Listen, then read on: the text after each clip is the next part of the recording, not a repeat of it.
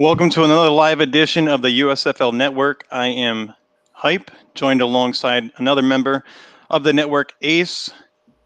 You can find him on Twitter at pocketaces_USFL. Tonight, we are extremely excited to have on the network the speedy Mr. Dontez Byrd. Dontez, how Yes, we sir. doing tonight, man? Hey, how you doing? I'm doing great. Just having a great night. Very good to hear. Very good to hear. So just to jump into everything, the draft has come and gone.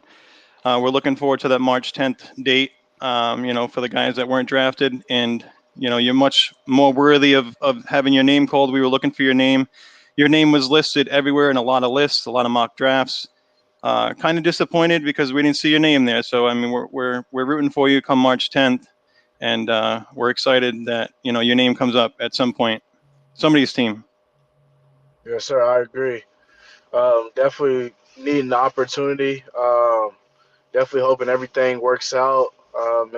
It's very unfortunate that I wasn't drafted already, but I'm very confident and very looking forward to March 10th. Absolutely. Now, just to give the viewers some background, you are pretty much a triple threat. And you're a wideout, special teams. You've also done some running back with Tennessee Tech. So you got all the tools. You got many tools out there that can help any football team. So there's a lot out there that you bring to the table. So hopefully somebody within the USFL can see this and actually see that they're missing out on that opportunity and they need you on their squad. So pretty much what we're trying to do here is we did start something that was called, hashtag Operation USFL Hunger. And it's guys like yourself, trying to go ahead and move forward with the voice. If anything that we can do possibly to get you noticed a little bit more, or somebody within the USFL that may be watching and say, hey, we overlooked this guy. Let's go ahead and give him a shot. And this is pretty much what we're doing. We're just trying to help you guys get to where you actually belong. So Yes, and I appreciate you guys for that. Yes, sir. absolutely, absolutely. I mean, who can't use a triple threat, right? Everybody needs the utility guy. I don't know a team out there who doesn't need the guy who can fill multiple positions at the drop of a hat. So personally, I think you got a great shot. So no worries about that. I mean, 2016 alone with Tennessee Tech, you broke school records right off the bat. So, I mean, you got talent. We've seen it. You're a former NFL wideout as well. So XFL as well too. So it's all there. The full package. You're definitely the full package, and we wish you nothing but the best, of course. So, Ace, you want to take it from here? Yeah. So my first question, a lot of people probably don't know this about you, but you didn't play wide receiver at the beginning of your high school career. You were a defensive back switching between corner and safety. And then your senior year, you moved over to wide receiver. And I was wondering, do you think that because you started off on the defensive side, that helped your game as a receiver, knowing what it looks like on the other side of the ball? Yes, I definitely think that helped me. Just like knowing defenses and knowing coverages, knowing defensive backs' techniques and what they look for, kind of helped me when I switched over to offense. It definitely gave me an advantage. Oh, I can only imagine how much that helped. I mean, being a DB myself, I wish I had played wide receiver back in high school. Obviously, I'm not anything now, but I wish that I knew what they were thinking, right? I didn't, but I tried my best. Do you think that one of those positions is inherently harder, though? I think the defensive back position's harder. It's the hardest position on the field. Wide receivers, we know what we're doing when we line up. Defenders, they kind of play a guessing game most of the time, so they're trying to guess and figure out any bit of like missed technique that we might give away our route or anything like that. So they got to really be on their toes as far. I mean, wide receiver, we know what we're going to do. We know where the ball should be. We know what spot we should be at on the field. Defensive back, they know what coverage they should do, but they don't know what the wide receiver's doing. I got to tell you, the high school corner in me really appreciates that you said that. So thank you for that. So, I mean, speaking of your past, you did go ahead and you were a part of two leagues already that unfortunately, failed to finish their first season, whether it be due to, COVID or financial reasons. Do you see differences in the way the USFL and its draft process has gone that make you believe that this league will actually last and showcase, the talent that is out there? Yes, I think this league will be a big deal. I know it has two major networks that's going to be filming the games and everything like that. I know that for the first year, everyone's housed in the same city, so USFL doesn't really have to worry about extra stuff as far as like traveling and worrying about like all the extra stuff with teams. All the teams will be housed in the same city for the first year, so first year should be ready to go, and it should be a successful first year. And I definitely think the talent with the USFL is going to be high, and I think that the competition is going to be great as well. Well, it's going to be even higher once you're in it, though, of course. Yes, sir. I agree. I agree. So, I mean, the USFL overall, they are helping out, with the housing and the hotel and things like that. So, tuition is another, bonus for you guys, that are in the USFL. So that's another plus. So, we're just waiting on that March 10th date. It's a big deal. So, Well, it feels kind of like deja vu, knowing your history with leagues, joining the AAF 5 days before the season, and then actually being in a job interview and getting a call right before the XFL season for the Seattle Dragons. Does it make the whole process of not getting picked in the original USFL draft a little bit easier, knowing that sometimes you're just a late bloomer in the process? Yes, it does, but it's still stressful every time it happens. But it just seems like it keeps repeating itself. With the AAF, I came in 3 or 4 days before camp. I mean, 3 or 4 days before camp ended, and made the team and ended up starting that season. Same thing with the XFL. I know they had 4 days left of camp. Came in there, worked hard, earned a roster spot, and ended up starting all 5 games. So basically, the biggest thing that comes down to the thing with me is just getting that initial opportunity. It seems like I get passed up a lot, but once I get out there and I earn my playing time and stuff like that, I seem to stick or wherever I go. Yeah, you can't lie on tape. They can't look at your tape and deny what's on there. Do you have a job interview lined up for right before the USFL, just in case, get a little bit of that extra luck, get another call during one? Uh, kinda. I can't. It's kind of hard with football. After the season's over with, you still have to have some type of income. So, Mhm. and kind of with my road and everything and my journey, can't really depend on that opportunity being there right away. So I kind of still have to make a way of living for my family until the opportunity presents itself. That's incredible to be able to have the work ethic that you have and be putting in the workouts, getting your name out there on social media, all of this stuff while also supporting your family is incredibly noble and just shows how driven you are and how passionate. Yes, I agree. absolutely. Now, when doing these interviews with players, who are absolutely passionate, about getting their chance. And I do like this question. If a USFL coach was sitting here instead of me and said, why should I draft Dontez? What would your answer be at this time? What would you tell them? Well, I'm a very versatile player as far as offense. I can play inside, outside receiver. Um, Even can go to running back if the team needs me to. Special teams, I can return. I have the return ability. I can also cover as far as being a gunner or cover kicks. I can also do that. Basically, I can do whatever the team needs me to do at this point.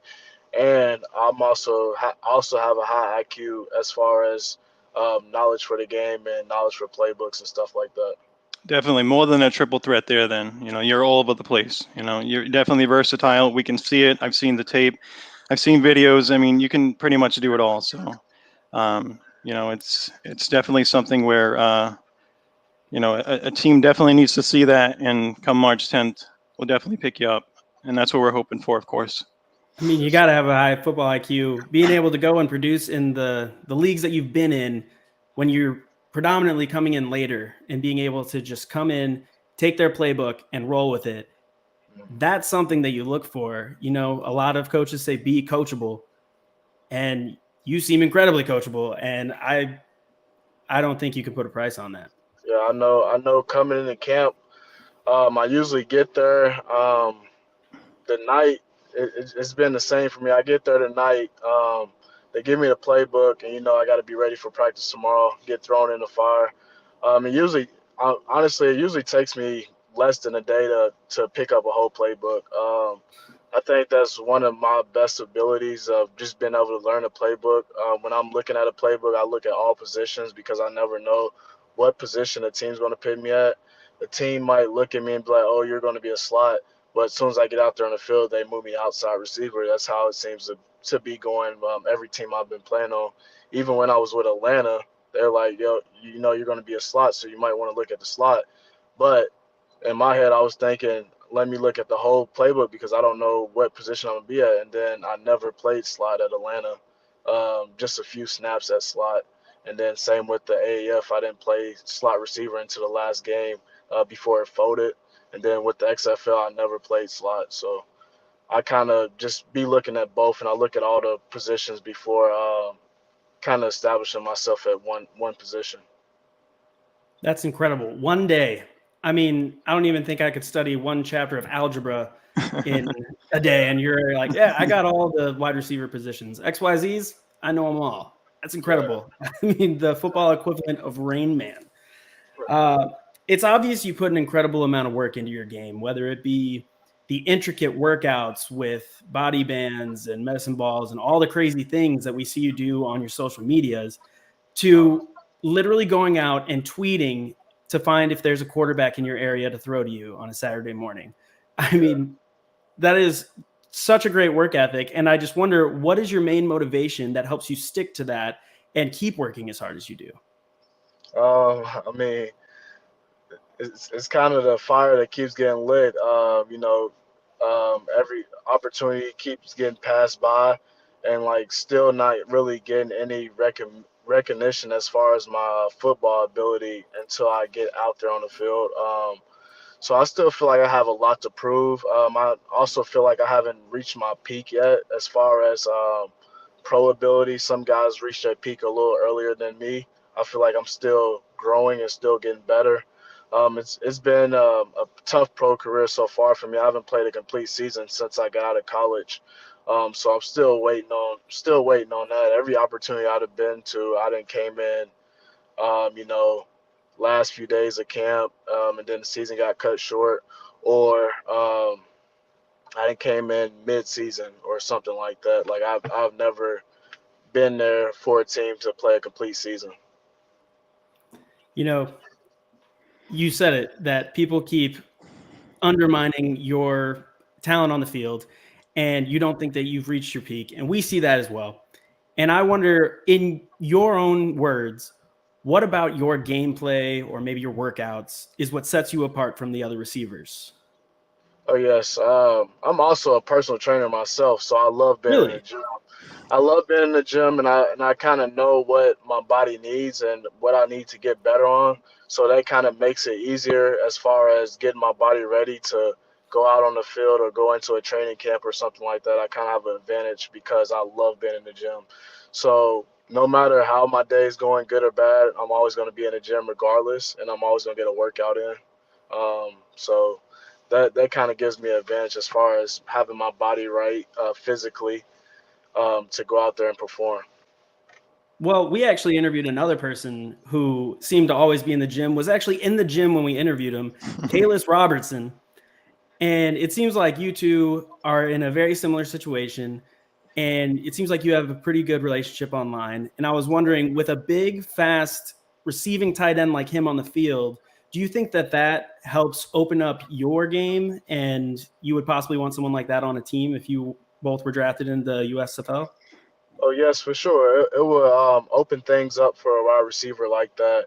As far, I mean, compared to getting like a blocking tight end, that a team would not really scheme up for. If you get a tight end who can run routes and get open as well, it's hard to scheme for a tight end and a wide receiver on the same side. And you kind of look at the Chiefs' offense when it comes to that, with Travis Kelce, as far as a tight end who runs good routes, to where you can't really scheme for a wide receiver on the same side as Travis Kelce because it gives you like a mess. Well, yeah. I mean, to be able to break a double Definitely. coverage because you have a tight end like say like Kalis, who's 6'4", 235 pounds that they need to go put someone on. I can only imagine what the talent that you have getting downfield, and honestly, the body control that I see every time you catch a deep pass is incredible. It's almost like you're floating. You never catch a normal ball, and it's just so fun to watch. So anybody on the field who's going to help you open up and be able to do what you do, I'm all for. And obviously we love Kalis over here, and we would love to see both of you in the league. And if you're on the same team, well, that makes it a lot easier to cheer for on Saturday, you know? So Absolutely. I Absolutely. agree. I agree. Now, just wanted to go ahead and touch base on family a little bit. You had your first child this past year, absolute beautiful daughter. How has having a child changed your mindset surrounding professional football in your career? It's kind of actually added an extra motivation. Even though I really was still motivated beforehand, Right. it kind of gave me a little bit more to play for than I already had deep down inside of me. So it's really exciting, and that's another thing. I'm hoping that I can get out there this spring in the USFL. Have my daughter see me play. She hasn't seen me play a football game yet, and she loves playing with balls and footballs and basketballs and stuff like that. So I'm sure she would be excited to see me play as well.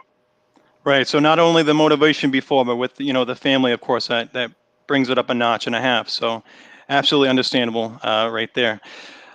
So I wanted just to bring up really quick too, as far as when it comes to the USFL, there are a lot of good-looking jerseys out there, and so which USFL team has the best uniform in your opinion right now? Whoever comes get me on March 10th. there it is. There it is. We always got to Absolutely. sneak a trick question Absolutely. in. And so Absolutely. far, we're 2 for 2 on Two people for two knocking on it that out one. of the park. Yes. Although I got to say, I think the best jersey on you would be the one with the big red G on the helmet. I just think that would be the one. You and JoJo Ward out there, whoo, I would like to see someone stop that offense. So whoever comes gets me, that's who I'm rocking with. We love to hear it. Now, we know overall getting back to the NFL is key. That's the number one goal, of course. Now, there was a younger Dontez Byrd that I did find online who actually wrote a letter to your mom. Yes. If you don't mind, I'm going to read it out really quick. It says, "Dear Mom, today we had a seminar on legacy, and I want my legacy to be someone who went up against all odds and accomplished what he was to put on earth to do.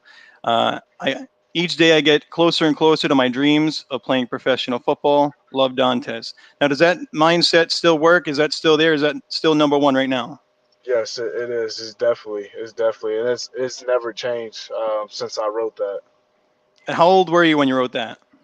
I was actually in middle school, and Wow. we had a guest speaker come talk to us about leaving our legacy and starting early and building that legacy and building our brand and stuff like that. And that was kind of like the first time I ever heard about it. And since he came in, I was really alert and like listening when he said that, and it kind of stuck with me.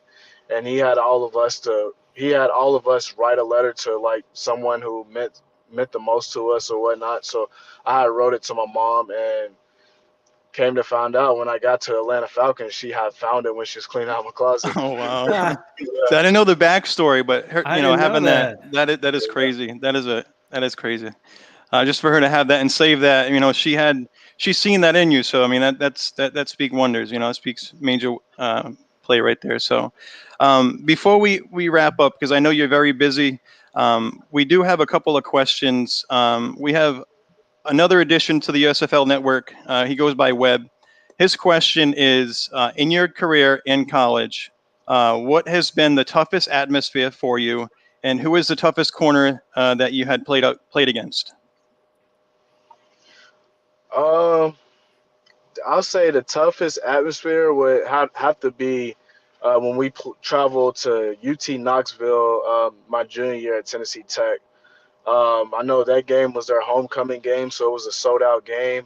They had a lot of draft picks like Derek Barnett, Alvin Kamara, and stuff like that. So they had a lot of NFL scouts at that game to see them their homecoming. Um, that was the biggest role I'd had in my college football career. My junior game, it was kind of like my coming out party. Um, a lot of guys being in a small school would be kind of shook up with that big moment. We had guys on the team shook up before we went out there, honestly. But I know that if I wanted to go to the next level, this game would mean a lot, and it could help my career. So I just went out there and just played one play at a time. Didn't let the moments get too big, and just went out there, took one play at a time, and ended up having a great game against UT Knoxville. That was very memorable for me and my family. Um, the toughest cornerback that I probably face. I didn't really go too much against him, but I would have to say Jalen Ramsey. When I Okay. was at University of Louisville, I was kind of a special teams guy. Jalen Hmm. Ramsey was out there a few times, and I got a couple reps at wide receiver, and I got a couple reps at punter. I mean at gunner, and he was the hold up guy. So we had a few matchups as well as we did go against each other a few plays when I was at the Atlanta. We played the Jags in preseason as well. So I had to say Jalen Ramsey just because of his athleticism and his length. Um, it's pretty tough, but everyone's beatable at something though. Exactly. I mean, we've seen it. We've seen it. Everyone is definitely beatable, especially with the speed like yourself. So, And apparently, um, you're already ready to be a part of the NFL. You've already faced the best they got. So, I mean, that makes me feel good about what we're going to see in the USFL. Already faced the best corner possibly ever to play in the NFL. So yeah, he's that's pretty definitely up impressive. there. Yeah, That's pretty absolutely. impressive. So there is one more question from Webb as well. He'd love to be online, but he just wasn't able to do so. But he is asking, what is the greatest team that you have played on and why?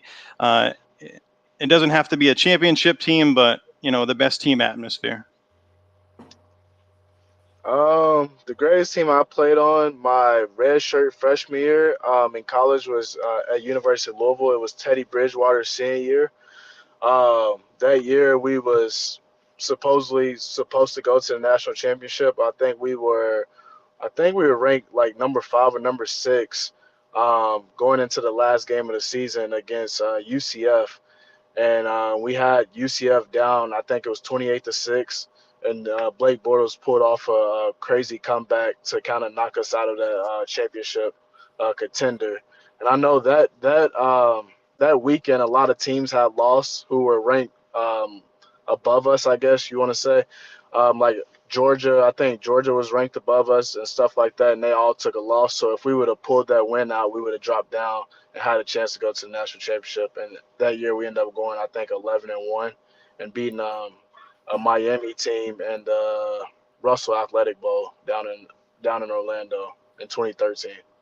Okay. Okay. Now you are actually in 2021 last year. You are a champion, the Indoor Football League United Bowl champion. You want to touch Uh-huh. base on that because that is a huge accomplishment. Regardless, it is a championship. So, Yes. and it's on my neck of the. It's up in my neck of the woods. I'm in Massachusetts myself, up in Boston. If you can hear the accent, if not, I get it all the time. So.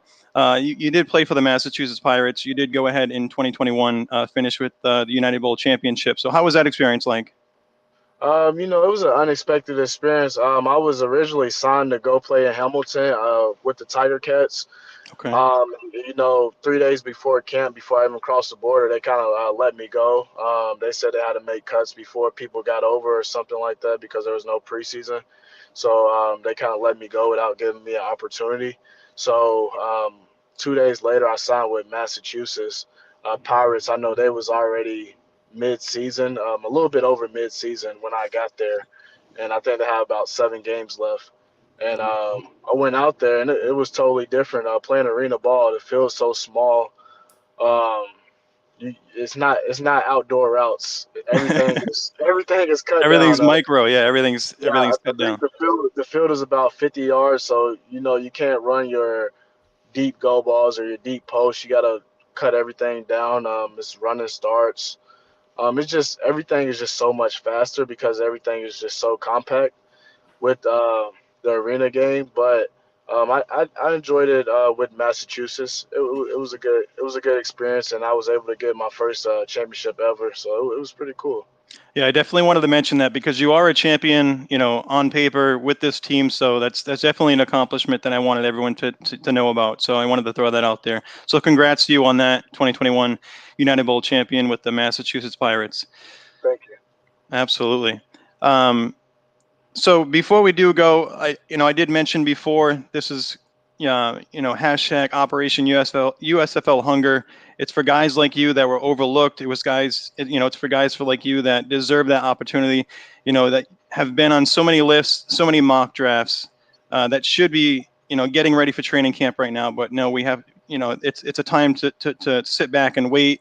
And the wait, of course, is more excruciating for you guys than ourselves. But we just wanted to go ahead and, set this all up until March 10th. Get your name out there, get your story out there. Hopefully, again, somebody is watching because it is well deserved. Your talent should not be, put on a back burner somewhere or, waiting for that call. You should already be there on our eyes. So this is what, hashtag Operation USFL Hunger is all about. So I want to thank you so much, Dontez, for joining us tonight. I appreciate it. It was a complete honor. We were really excited to have you on tonight. It was one of our most exciting, lives that we have done so far. So I appreciate your time. I appreciate you taking the time out of your busy schedule, and nothing but love, nothing but respect. And we'll be hoping to see that name pop up somewhere March 10th. So thank you so much once again for joining us. I'm hoping that it shows up in Houston. I run the unofficial Houston Gamblers fan page, and I would love to be doing a bunch of news on you come April. So I'm putting it out in the universe. Gamblers, Dontez Byrd, they're going to get together and good things are going to happen. So thank you so much for joining us. Thank you guys for calling. Yes, oh, absolutely. Dontez, you have a great night, sir. And thank you so much. You have good luck moving forward. We'll be looking out for your name. Thank you. Absolutely. And in the comments, Pedro, thank you for saying my hat is good. And I see my dad just jumped on. So Monster, thank you. Dontez, you're famous in my family now. So there you go. Yes, sir. All right. Thank you, guys. Thank you. Absolutely. Have a great night, man. Take it easy. Right. Take care.